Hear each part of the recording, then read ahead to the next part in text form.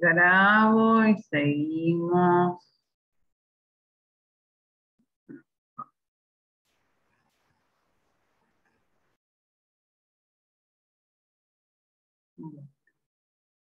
¿Están hasta acá? ¿Algo que quieran preguntar? A ver, ¿hay algo en el chat? Sí, se pasa muy rápido el tiempo y esto de que se corte cada 40 minutos es medio un problema, pero es lo que hay. Y espero que en esta sesión terminemos al menos la parte teórica y por ahí le podemos dedicar 2 horitas a hacer ejercicios. O bueno, hasta que se cansen mucho y me quieran abandonar. Yo también me canso. Entonces, ¿van bien hasta acá? Sigo, si no tienen dudas. La conclusión de esto es que surge esta regla del N+1, que es para hidrógenos vecinos equivalentes.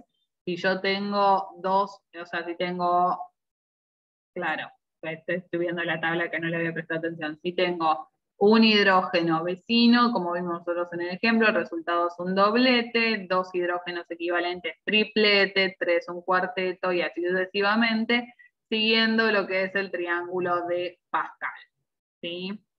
Y algunas cosas que surgen aparte de esto, ¿tá? Los hidrógenos equivalentes no se acoplan entre sí, con hidrógenos equivalentes se refiere acá a este caso. Yo tengo 2 hidrógenos B y fíjense que los hidrógenos B no generan partición entre ellos, se parten con A, que no es equivalente, pero los 2 B que son equivalentes no parten a la señal propia, a B, ¿sí? A eso se refiere. Los hidrógenos en carbonos adyacentes en general se acoplan entre sí, ¿está bien? Si están en carbonos no adyacentes, normalmente no se acoplan entre sí, pero vamos a ver algunos casos como los anillos aromáticos, donde yo puedo llegar a ver acoplamientos, porque como ya saben, de los electrones sí transmiten muchísima información, entonces las cosas empiezan a ver a más enlaces, ¿sí? Y acá, algo adicional a que los hidrógenos equivalentes no se acoplan entre sí, es que los hidrógenos, si están sobre un mismo carbono, pero no son equivalentes, como es el caso de los alquenos, que vamos a ver ahora, en ese caso sí se van a terminar acoplando entre sí, ¿está bien? Porque vamos a ver con los alquenos que por esa rigidez de los enlaces, los hidrógenos del mismo carbono no van a ser equivalentes, ¿bien? En algunos casos. Entonces vamos a pasar ahora a otro tema que es el de las constantes de acoplamiento. Está otro tema relacionado con esto de la multiplicidad. Las constantes de acoplamiento lo que nos dicen es qué tan separadas están las ramas de una señal. O sea, nos van a hablar de esto, ¿está? Estas dos ramas que acá están dibujadas en una separación arbitraria. ¿Qué tan separadas están? 2 Hz, 5 Hz, 7 Hz, ¿sí? Qué tan separadas estén, nos va a dar también información sobre la molécula, ¿tá? Porque nuevamente vamos a hablar de reciprocidad, ¿sí? Si a un núcleo de hidrógeno A ve a un núcleo de hidrógeno B con una constante de acoplamiento de 10 Hz, ¿tá? Con esa separación entre las ramas, B cuando vea a A lo va a ver también con esa separación entre las ramas 10 Hz, ¿sí? Así que las constantes son recíprocas. Bueno, esto va a ser útil en algunos casos que me permite encontrar cuáles son los hidrógenos vecinos, ¿tá? Bueno, esto otro que es independiente acá en este caso del campo del espectrómetro.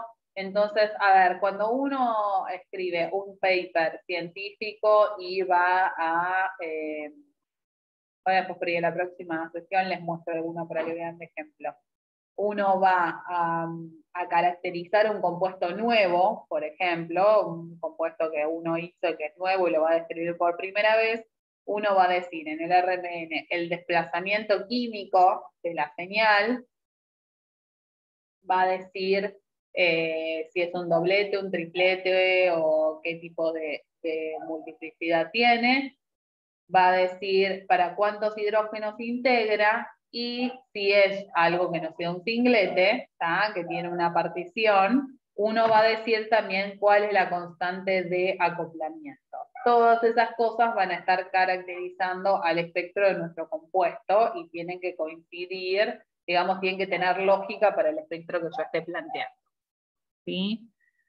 Nosotros sobre todo lo vamos a usar el tema de las constantes de acoplamiento para trabajar acá con los alquenos, que son por ahí un caso bastante interesante de hidrógenos no equivalentes.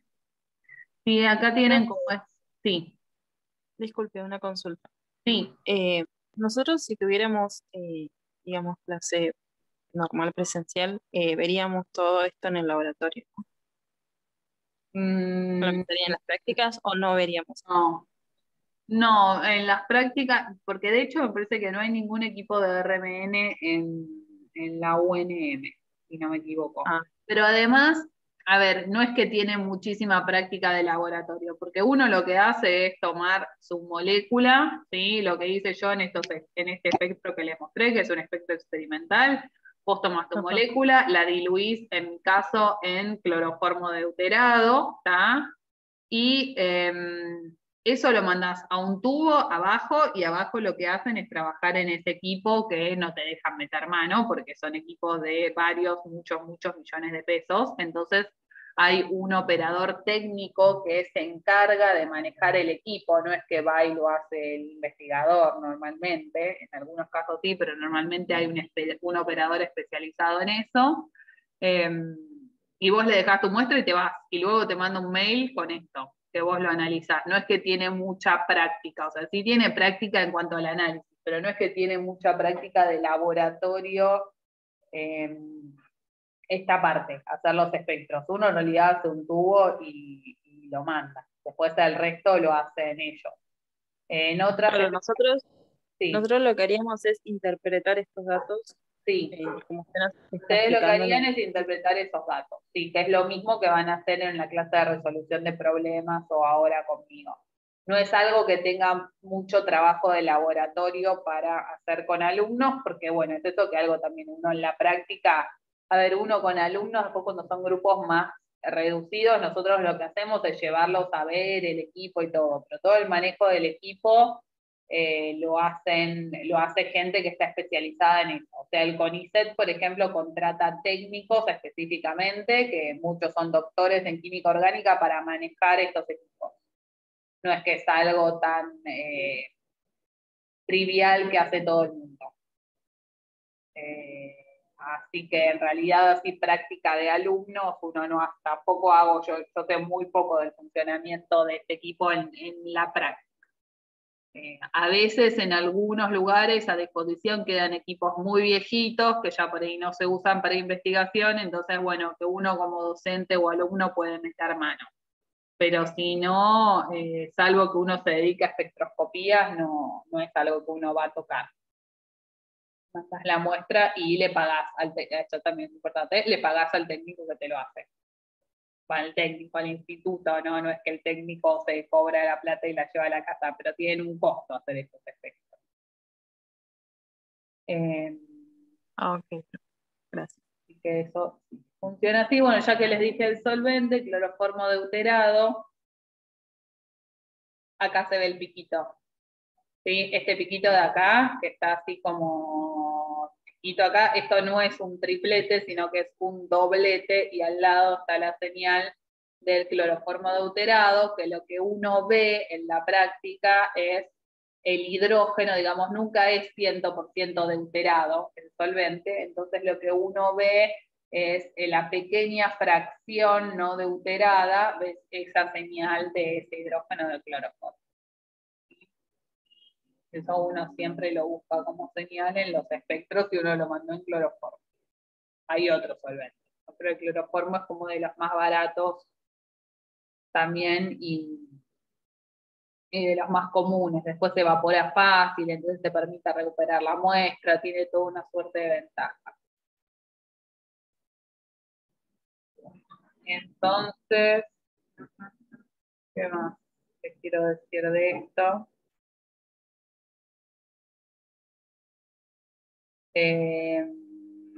Ya que abrí esto, les muestro otra cosita. Por ejemplo, ya le dije, no tengo ni idea de qué compuesto es, pero es un anillo para sustituido. Si yo acá mido la separación entre las líneas, entre esta y esta, acá lo amplié mucho y por eso queda deformada la señal, ¿no? Pero ven que son como dos dobletes. Este es un doblete y este es un doblete. Pertenecen al mismo sistema, entonces acá, cada un anillo para sustituido, yo lo que espero es que la separación entre estas ramas, entre esta y esta, sea igual a la separación entre esta rama y esta rama, ¿sí? Y eso me permitiría confirmar que estoy dentro del mismo anillo para sustituido. Ahora luego vamos a ver algún ejemplo puntual. Entonces, bueno, seguimos con los alquenos. Bueno, acá tienen algunos ejemplos.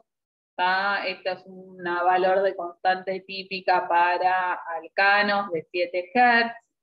¿Sí? Estos son los alquenos, que es lo que vamos a ver ahora. Hidrógenos que están cis uno con respecto a otro, tienen constantes de acoplamiento aproximadas de 10 Hz. Las constantes trans entre los hidrógenos son más grandes, 15 Hz, lo que ya nos va a hablar de que las líneas están mucho más separadas. Y los hidrógenos geminales, geminales significa sobre el mismo carbono, que ya les adelanté que acá no van a ser equivalentes, ¿sí? Voy a tener constantes muy chiquitas de 2 Hz, que estas, como son muy chiquitas, a veces se ven y a veces no, porque más allá de que existan, hay un tema de resolución del espectro. De hecho, si vamos al ejemplo de acá abajo, van a ver que acá estas pequeñitas constantes no se ven. ¿Sí? Yo ya se los adelanto, pero vamos a ver que no se ven porque son muy pequeñas. Por ahí necesito un espectrómetro más potente para verlas. Y acá tengo, como ejemplo, en un anillo aromático, ven que los hidrógenos ortos se ven con constantes importantes, y como ya también les adelanté de los sistemas pi, se ven los hidrógenos meta, pero con constantes muy chiquitas, así que a veces lo voy a ver y a veces no, dependiendo de la resolución del espectro. Los para también podrían verse, pero con constantes más chiquitas aún, y en general ya eso uno en un espectro no lo ve. ¿Sí?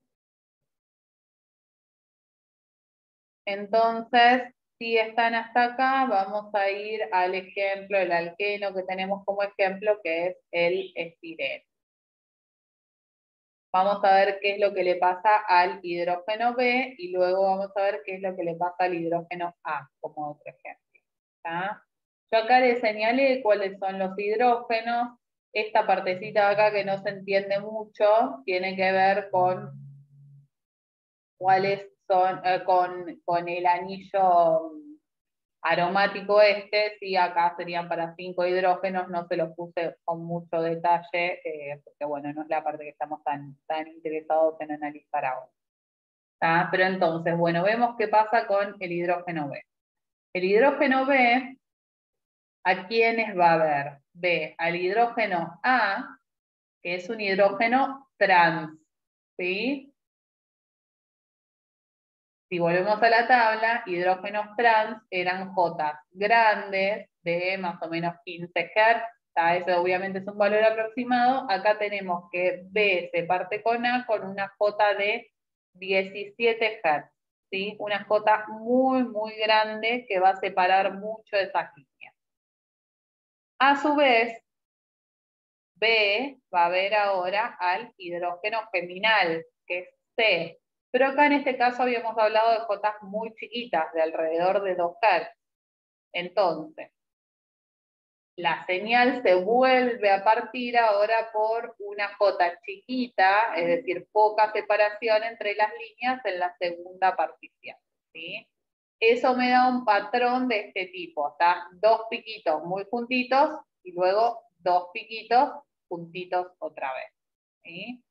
Este tipo de señal, al menos para que conozcan el nombre y les sirva para diferenciarlo, se llama doble doblete. Se simboliza como DD, ¿tá? Y es una señal partida en dos, doblete, que otra vez se parte en dos, doblete, ¿sí? Así que por eso es un doble doblete. Les cuento el nombre de la señal para que lo diferencien de lo que vimos antes, que era un cuarteto, ¿tá? O cuatriplete. En el cuarteto o cuatriplete, que lo vimos para el acetato de etilo, lo voy a re adelante, acá. La diferencia es que acá no tienen todas las ramas la misma altura, ¿sí? Acá la relación es 1, 3, 3, 1, si se acuerdan del triángulo de Pascal, 1, 3, 3, 1, es decir que tienen todas distinta intensidad, ¿tá? Y eso se debe, ese patrón se genera, no quiero entrar en mucho detalle para no marearlos aún más, pero porque acá el origen de la partición eran hidrógenos equivalentes, es decir, que siempre la J, la constante de acoplamiento, es la misma con los tres hidrógenos involucrados. En el ejemplo que estamos viendo ahora, yo tengo dos constantes de acoplamiento que son distintas, ¿sí? JAB es distinta a JBC y por eso no genera este cuarteto de intensidad 1, 3, 3, 1, sino que el resultado es un doble doblete, ¿sí? Esa es la diferencia. ¿Se entiende? ¿Hasta ahí? ¿En lo que hicieron? Profe, lo que no entiendo es por qué los hidrógenos, el B y el C, no serían equivalentes. Bien, eso es a lo que iba ahora. Porque acuérdense que acá este enlace no puede rotar, ¿no? Es un enlace pi, así que este va a ser un enlace rígido, a diferencia del que nosotros veíamos antes. Entonces, cuando vemos qué le pasa a B, B a un hidrógeno en trans y a un fenilo en cis. ¿Sí? Ahora, si yo miro qué le pasa a C, C ve a un hidrógeno en cis y a un fenilo en trans. ¿Tá? Lo que ve en su entorno químico, las cosas que sienten son distintas. ¿Sí? El entorno químico es distinto. Uno tiene un fenilo en cis y el otro tiene un fenilo en trans. ¿Tá? Eso es lo que explica que no sean químicamente equivalentes y como no son químicamente equivalentes, se parten entre sí.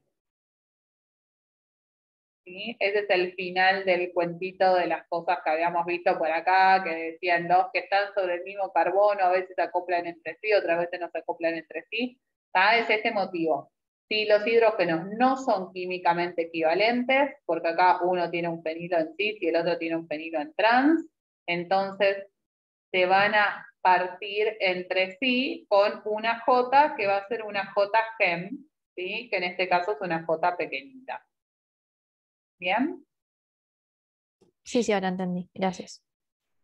Bueno, entonces ahora vamos a ver como otro ejemplo qué le pasa a los hidrógenos, al hidrógeno, perdón, que es uno solo, el A. A va a ver a B con una J trans muy grande, que ya habíamos hablado de ella, que es la J de 17 Hz. Nuevamente, si B vio a A con 17 Hz, A ve a B con 17 Hz también, porque las J son recíprocas.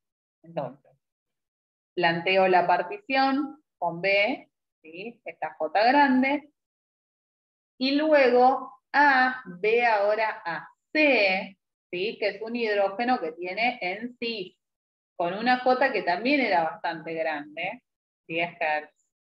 No como la J trans, pero era bastante grande. Entonces, planteo la partición ahora por esta J que acá me dicen que es de 11 Hz, ¿está bien? Los valores de la tabla son aproximados, recuerden esto. ¿Sí? Y entonces vuelvo a tener un doble doblete, pero distinto. Acá, fíjense que tengo las 4 líneas no equidistantes, pero no es que tengo 2 puntitas, separación, 2 puntitas como tenía acá. Ven que el patrón de la señal sigue siendo un doble doblete, pero es distinto porque las jotas que las componen las constantes de acoplamiento son distintas. ¿Sí? ¿Se entiende eso?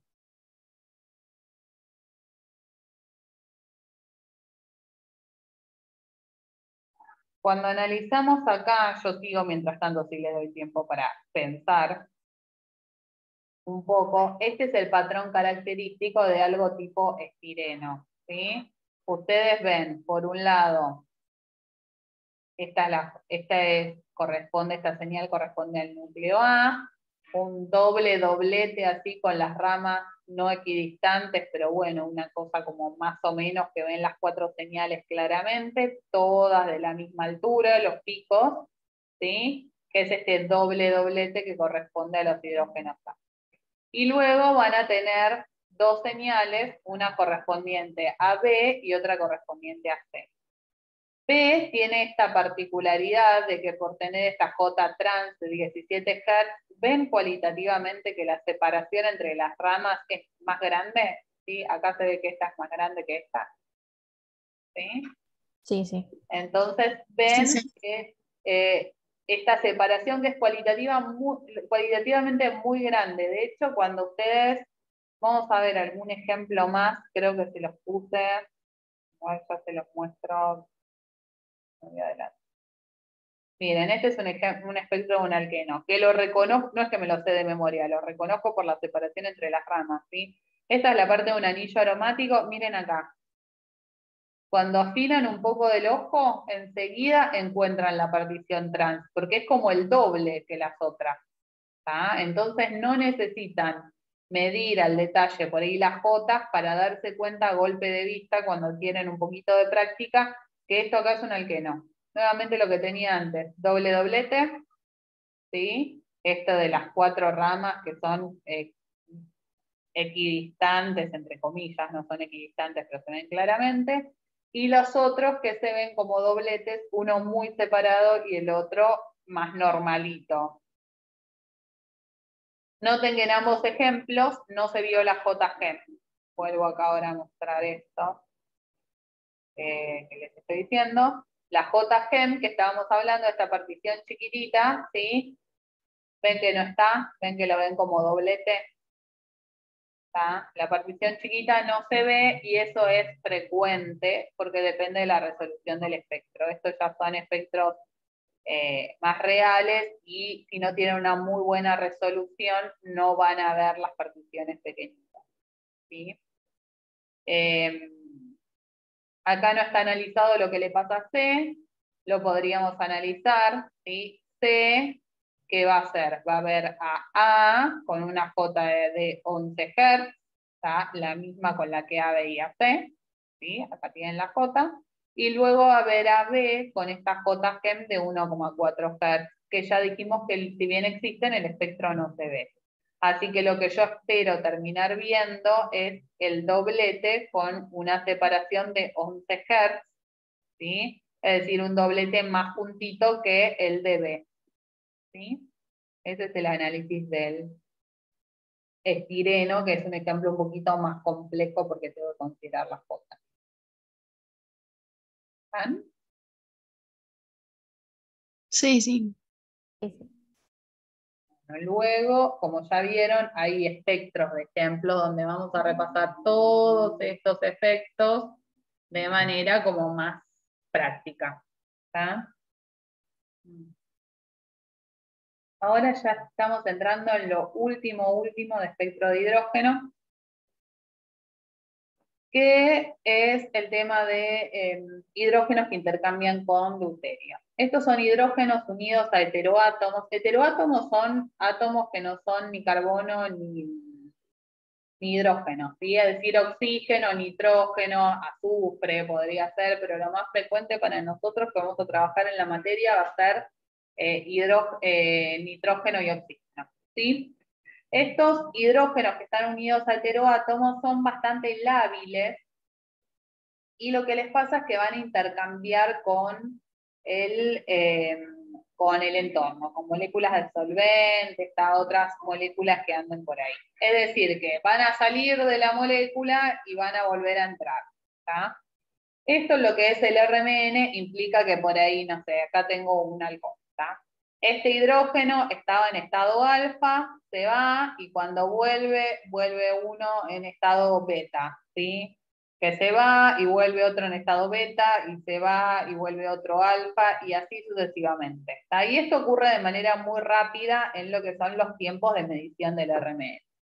Entonces, la conclusión de esto es que los vecinos, a ver, tengo alguna molécula acá, sí, por ejemplo, este metileno que está acá, que tiene el hidroxilo vecino, lo que va a terminar viendo es una cosa promedio, ¿tá? Porque este hidrógeno a veces está en estado alfa y a veces en estado beta, y como ve un promedio, no termina siendo partido por este hidrógeno, ¿sí? Lo que uno dice normalmente es que estos tipos de hidrógenos unidos a heteroátomos no parten ni son partidos, ¿sí?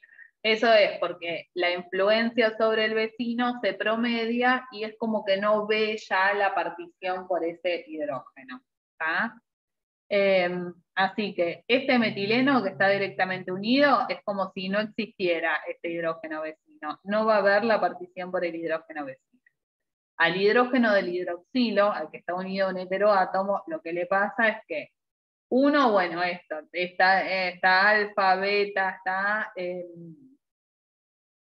eso genera que la señal se ensanche, sumado que son tipos de hidrógenos que pueden formar parte de enlaces de hidrógeno, que también a veces se están formando, a veces se están rompiendo, o sea, es una cosa muy dinámica la que ocurre en esta parte de la molécula, y eso lo que trae como consecuencia es que estos hidrógenos no solo no se parta la señal por los vecinos, sino que además la señal se ve como una cosa gordita, ensanchada, que normalmente integra mal. ¿Qué significa integra mal? Cuando uno hace la integración no te integra para 1, normalmente te integra para 0,8, 0,7, ¿sí? Porque uno agarra la señal así que es como medio deforme, y la integración normalmente da más o menos.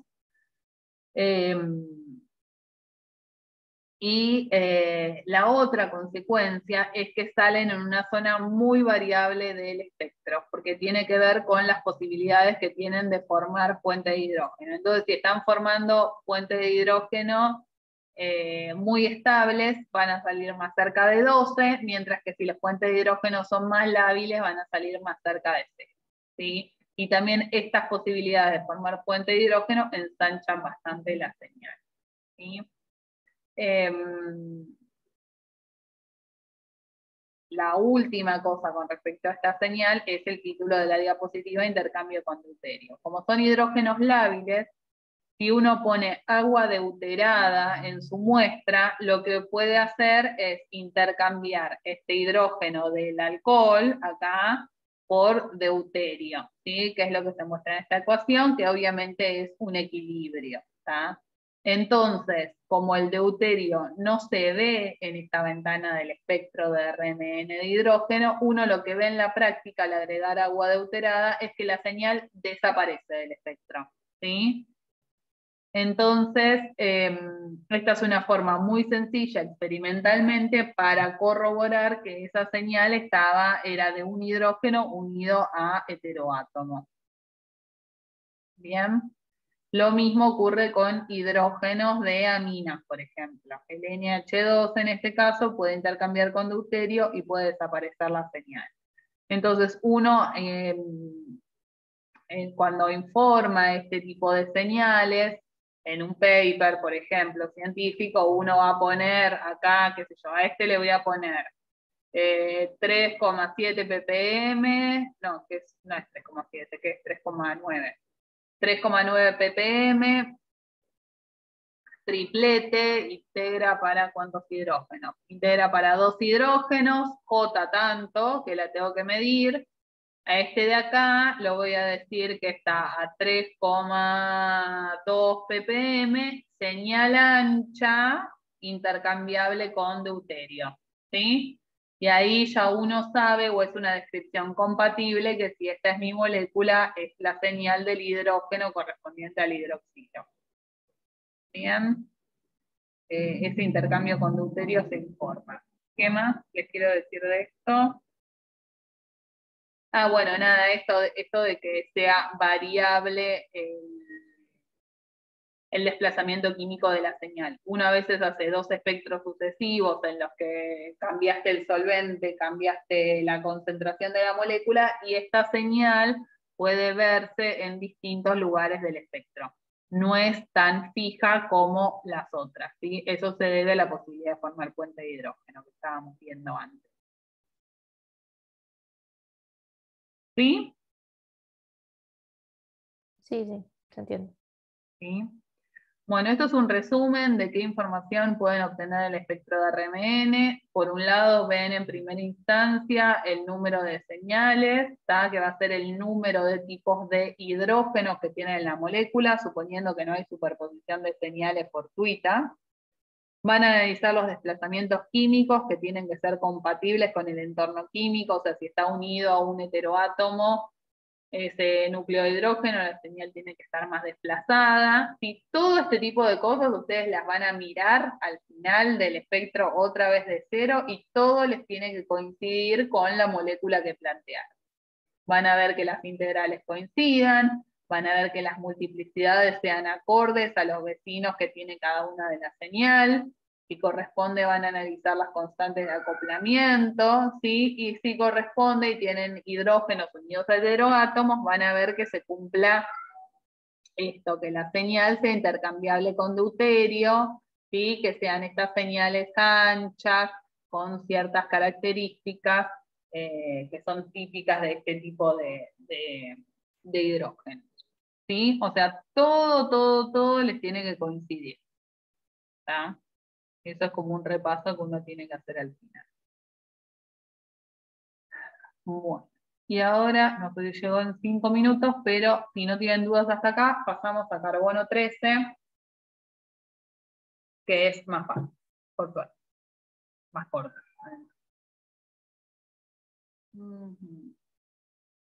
Bueno, espectros de carbono 13. Yo les había dicho que el carbono 12 no se ve, entonces lo que nosotros vamos a ver es carbono 13, que es el isótopo de baja abundancia natural, ¿sí? Más o menos 1%, y eso va a traer toda una gran cantidad de consecuencias sobre el espectro. Bien, primero vamos a analizar a ver los desplazamientos, la parte de desplazamientos químicos, ¿sí? Nosotros lo que vamos a ver es una señal por cada tipo de carbono, ¿tá?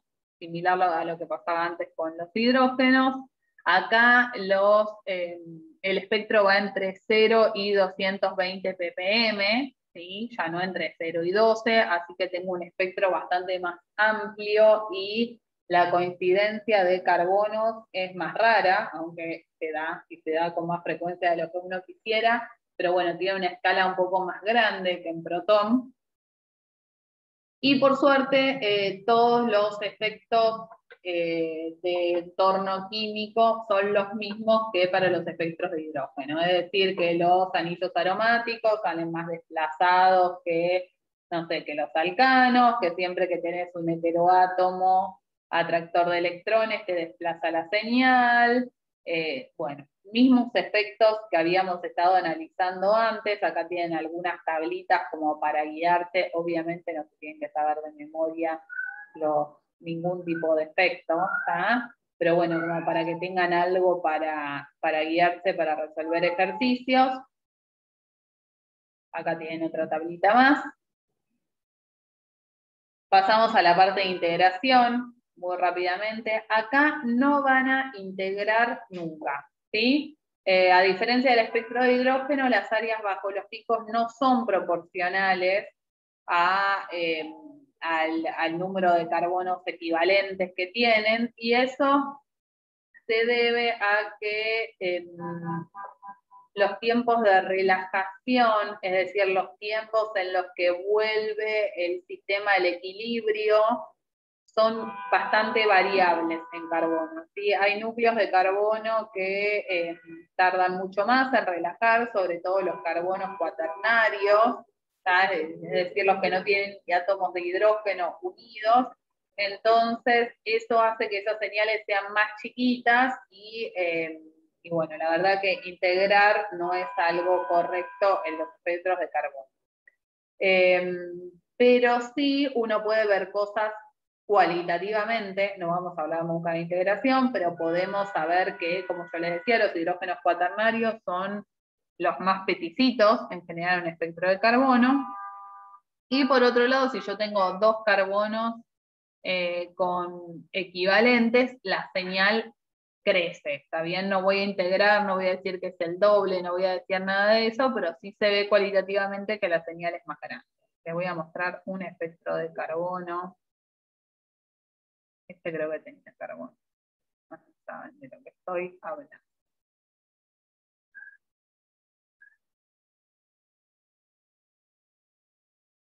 Bueno, acá ven otro tipo de feed, típica de carbono. Le pido que me haga la transformada de Fourier.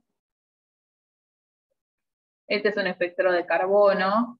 Ven que tengo distintas alturas de los picos, pero cada señal corresponde a un carbono, ¿sí? Por eso es incorrecto integrar. Yo voy a ver el esqueleto carbonado, las señales más chiquititas, en general corresponden a carbonos cuaternarios. Eso sí, cualitativamente lo puedo sacar, pero no voy a hablar de integración. Y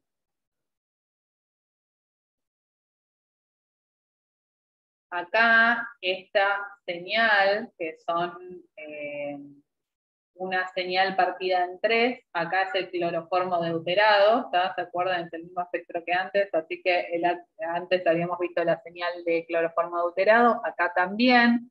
Acá veo la partición en 3, porque acá sí se ve la partición por deuterio, y se acuerdan que el deuterio tenía ese número de spin 1, entonces tenía 3 estados posibles, y que partía a la señal ahora en 3. Entonces, por eso yo veo 3 líneas en el cloroformo deuterado. Hasta esto se los cuento porque les aparece algún espectro.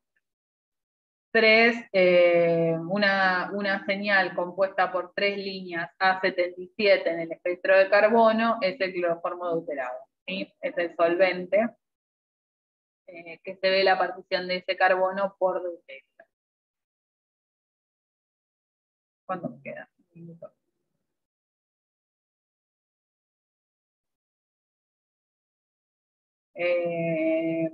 Bueno, no, cortemos ahora y me renuevo el mate 5 minutos. Y bueno, no, y 55 estoy. Volvemos enseguida si terminamos. 7, perdón, a las 8, cualquier cosa, estoy leyendo el horario mal. 2 minutos, volvemos a las 8. Dejo de compartir y corto antes de que se corte.